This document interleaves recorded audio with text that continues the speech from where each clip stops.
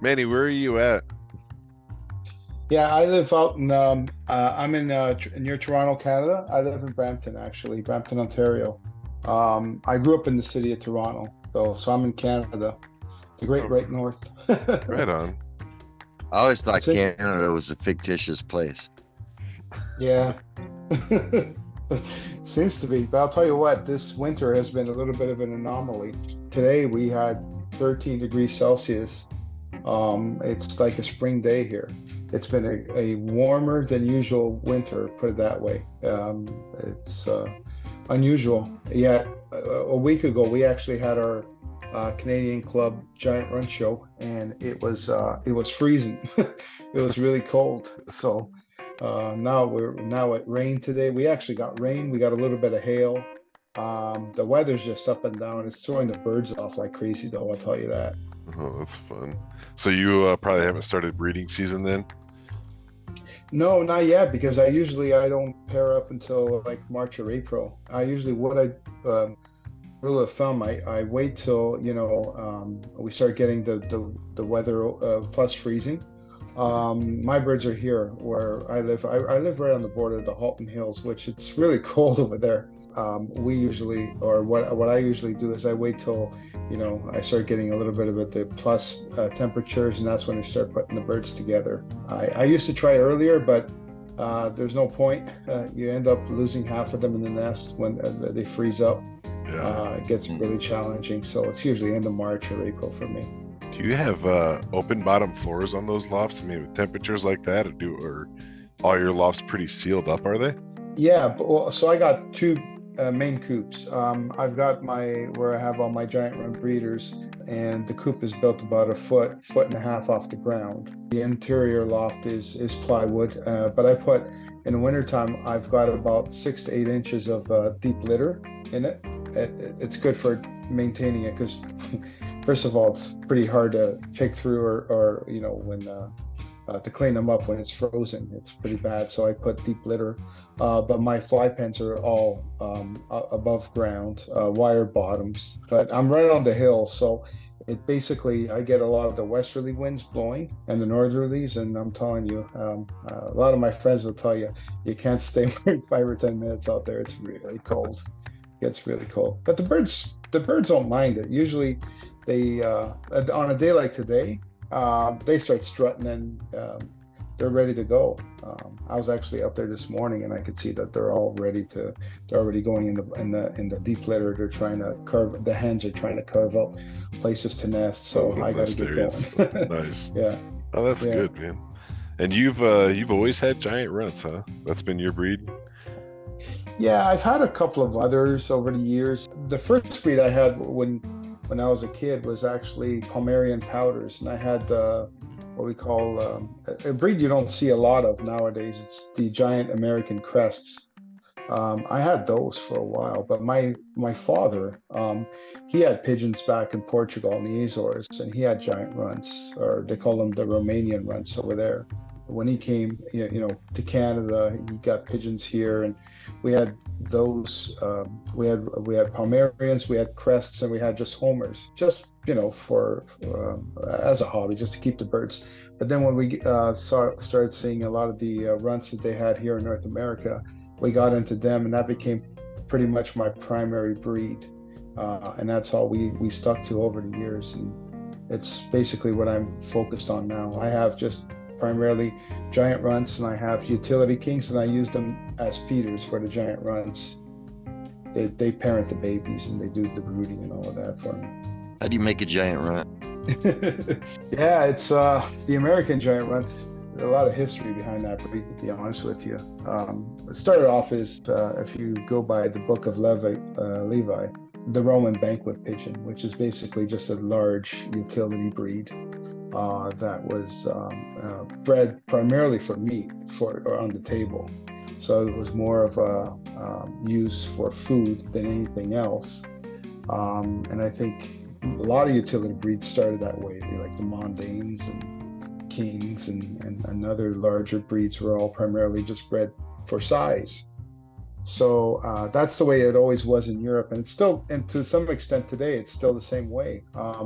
if you look at the Romano Club, they're more focused on a bird that's more longer, and it's more for size than actual features. Whereas the American Giant Runts that we breed today, we're trying to get more show type features, such as the shorter beak, the wider heads, nice wider chests, and thicker necks.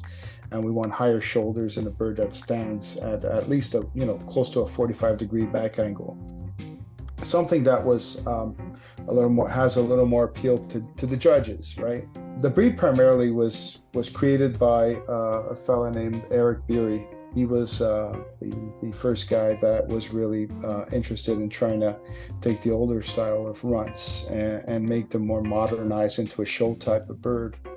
And he did that by crossing other breeds, primarily the tumbler, the long face, clean leg tumbler. When he did that, he created a bird with a much prettier face, but it also had like other faults that you had to outcross, right? You needed thicker, wider legs, and you wanted to get the size on them, because that's the biggest attribute is the size. They continued down that path for several years. I think the first time the standard was modified was probably in the 50s.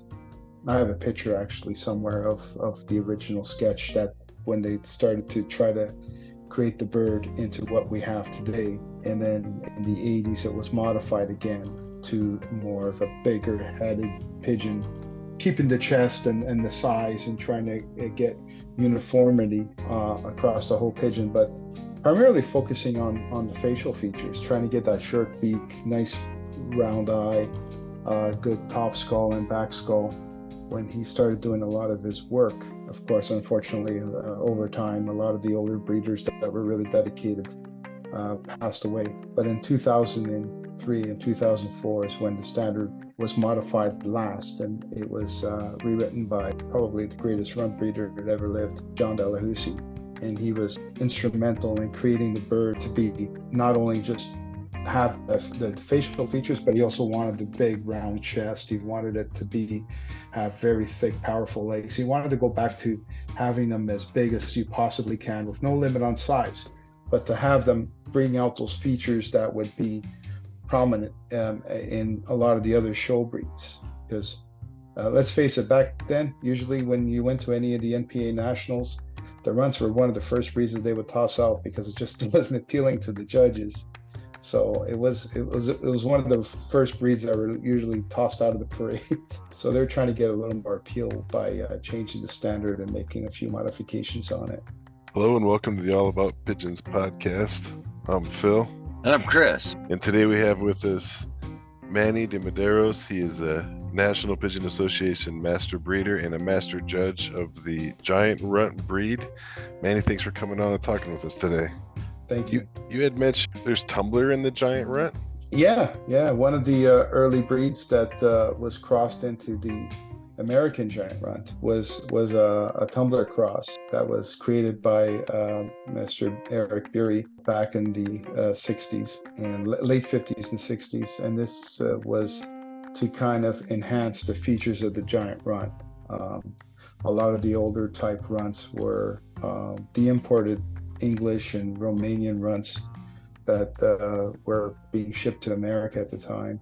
And they wanted to kind of create a breed, just like they did with a lot of the other utility breeds, right? They wanted to more modernize it to more of a show type of a bird. So by introducing the tumbler bloodline into it, they started enhancing the features. They trying to get the beaks a little bit shorter and wider, a little more pleasing face, a little more top skull over the head, as well as back skull, and to get the bird to stand a little bit more upright. And that's one thing that you notice on the long face clean leg tumblers is they have nice stations on them, right? They got that 45-degree back angle, and when they did that, they improved a lot of those features. But at the same time, the challenge has been to try to do all this, but maintain the size of the pigeon overall, you know. So it was a meat bird, like a king and everything else was. Oh, does that make it pretty prolific? I mean, does it take care of its young good and breed 12 months out of the year if given the right conditions? It depends, right? Like I do have some of my birds will actually they will nest and they will, they'll nest, they'll lay, they'll brood the eggs, they'll feed the babies right until they're adults. Some of my larger hens are a little bit more clumsier, but in order to maintain, numbers and make sure that I'm doing what I can to try to save as many babies as I can, I use utility kings to foster the babies. Okay. So I don't even give them the opportunity, but I do at the end of the year sometimes allow them to either raise their own clutch of eggs, or what I'll do is I'll put some of the eggs from the kings, which for whatever reason, when you put king eggs under a runt, they hatch out perfectly well, they feed them well, everything works perfectly. If you left their own eggs under there, sometimes they crack or they break. But yeah, it really depends. Some of them have been known to break eggs because of their size. Yeah. It's always a challenge and something that I'm not willing sometimes to go through. So to play it safe, I just take the eggs, stick them under the kings. Oh, okay. Towards the end of the season, I'll let them raise a clutch or so. Right on. Yeah, I saw you had kings there. I saw on your Facebook Mhm. post. I don't know if you were using those for crossing into the runts to get different features out, or if they were fosters No. for you. So, okay. Yeah, they're foster parents primarily. Yeah, they do a very good job. I tell you, utility kings is the best breed that I've experimented with. I've had utility kings raise 3 or 4 runt babies. They do a really good job feeding, as long as they got good feed in front of them and they're in a good environment. They'll raise the babies pretty well. Very dependable. Chris is over here playing with pigeons right now. Oh yeah. That was my horseman. Oh, you got horseman powders? Yeah, I finally have a baby after, I think I got these birds in July 4th.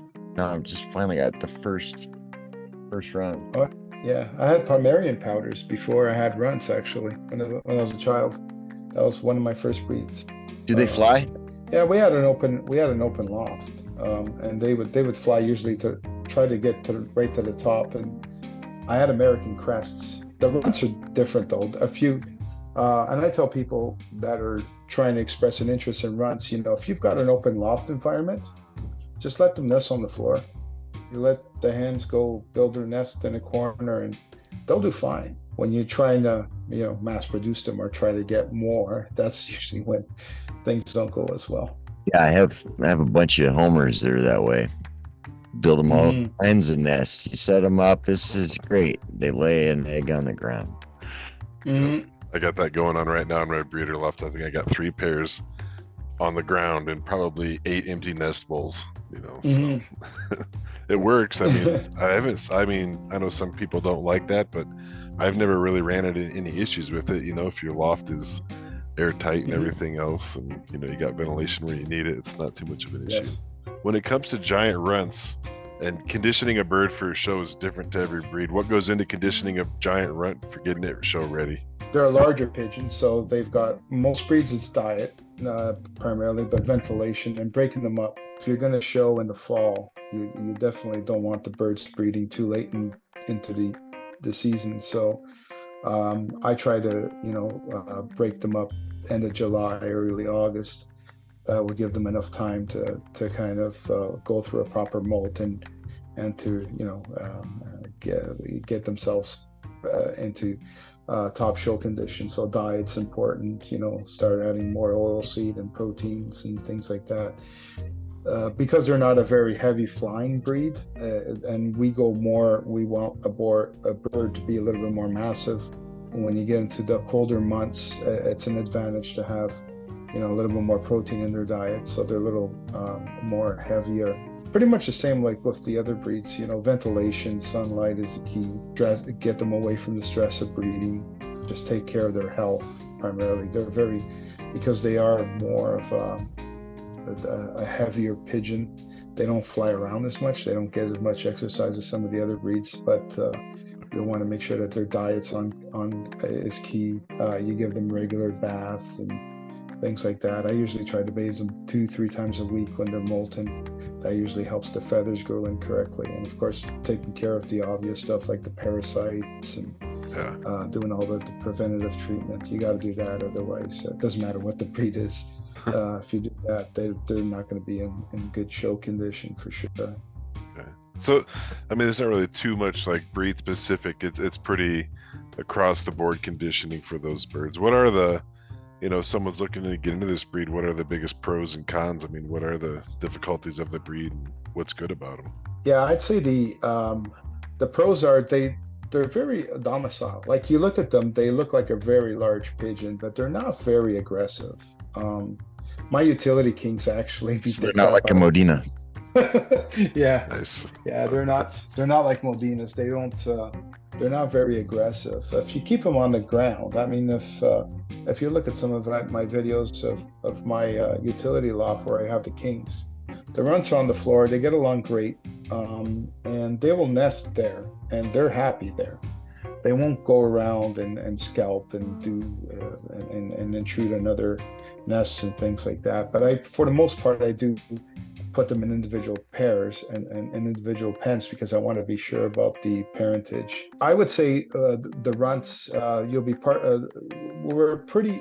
we used to have a lot more members before. I think every breed could say that, as we further down the line, we start losing some of our older breeders and there's not enough younger breeders coming into it. But I think the guys that we have a great group of guys. We have a really good club.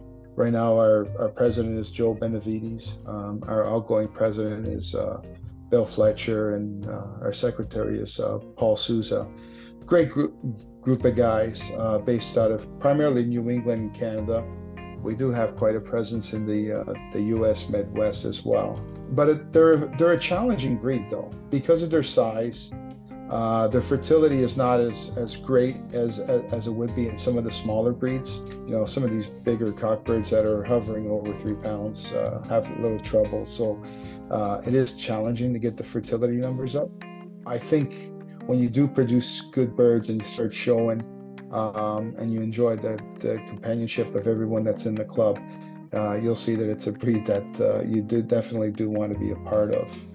So the cons would be, of course, their size and their fertility, etc. But I think some of the pros are the club itself. Very challenging because what's the average size on these? Anywhere from 2.5, I would say, to 3.5 pounds. Although I've had some birds pushing closer to 4 pound mark. Okay, so there's no 5 pounders. No, I'm just clearing something up. Just clearing something. I don't think there's that.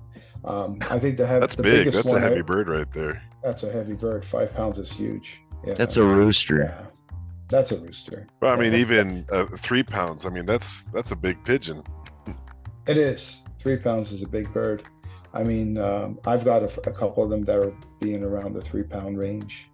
I've had one that was pushing 4. It was a bird that my dad raised a few years, not too long ago, about 2017, and I weighed him on one of those fruit scales, and he was 3 pounds 15 ounces, which is an ounce less than 4 pounds. But is that right before you ate him?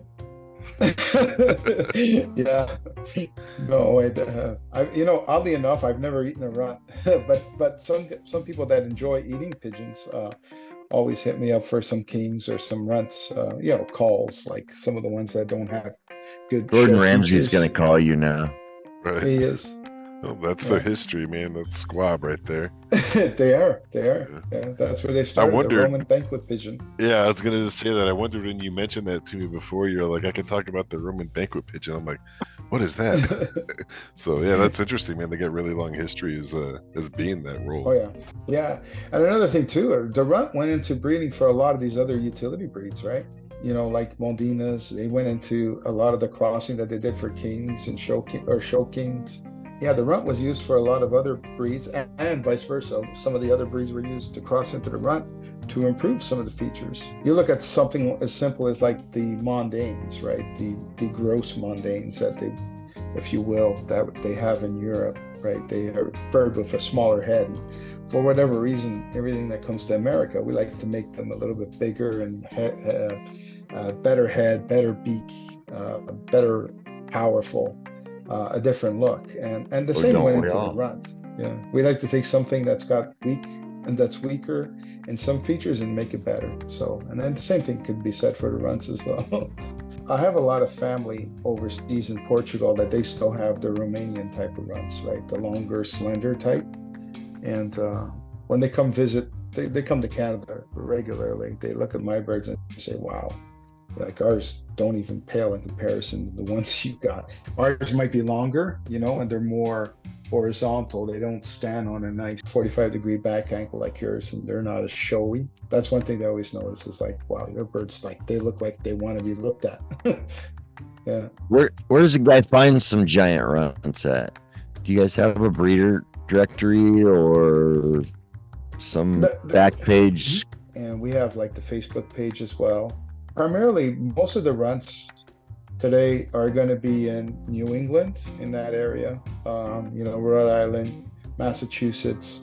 You'll get quite a few breeders in the Midwest as well, in Iowa. There's quite a few friends of mine that are from there. A couple people in California and the West Coast, but primarily out east and Canada is where the hotbed is for giant runts. But we do publish a breeder directory for runts. And there's a few guys that are N.P.A members as well, like Paul Souza, David Benavides, Bill Fletcher.